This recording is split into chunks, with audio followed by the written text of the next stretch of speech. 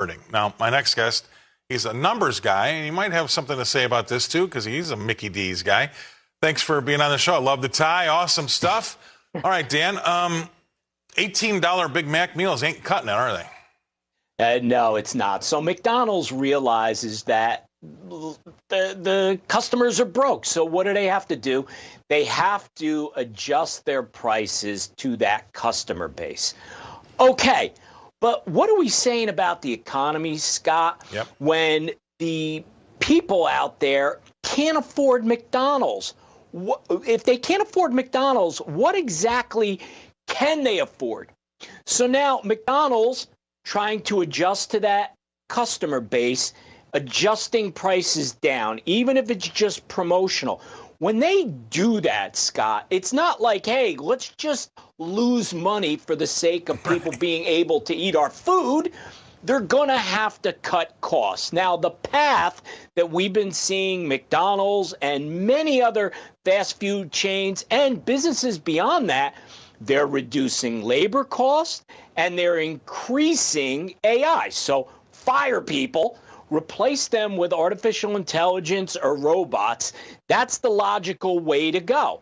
But the impact of that is as you're laying more people off, get this, less people are going to be able to afford to eat at McDonald's. So we are in this spiral here, Scott, and I don't know what the answer is other than the path that we're going on. We need to make a U-turn right now.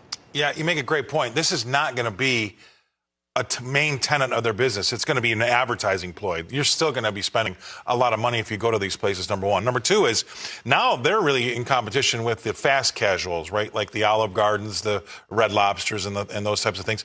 And so where does that put? I mean, it makes that very difficult spot for those fast food chains out there.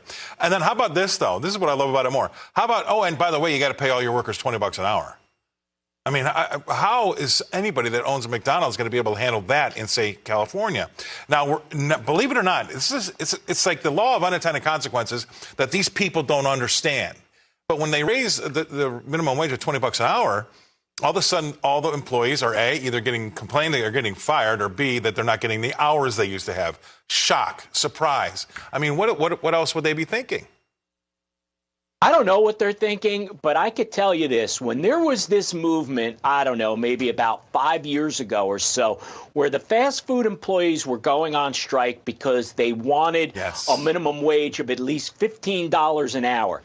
I immediately said at that time on many shows, here's what's going to happen.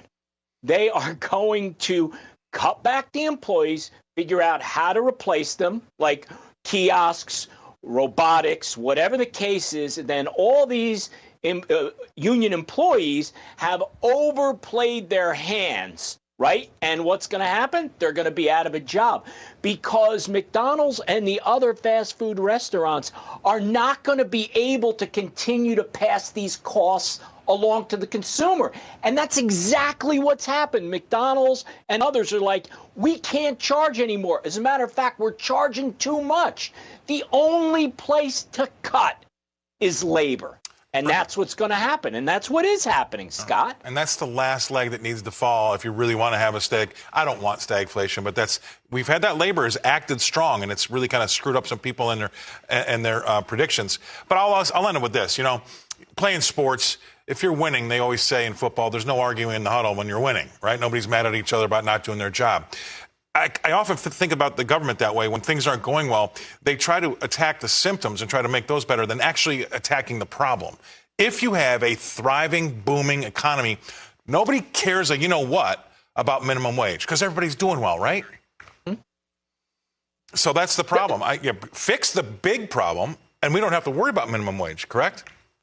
That's exactly right. Listen, I've never been a fan of minimum wage because the market will always dictate that. We saw it during the pandemic, Scott. What happened? People were dying for labor. They paid more because that's what the market was calling for. So you really don't need minimum wage. That is just the politicians trying to buy votes, and you could see how it's backfiring. That's a great segue into my next segment because we're going to talk about when you start to screw with the laws of nature, something breaks, right? I appreciate you coming on. Thank you very much.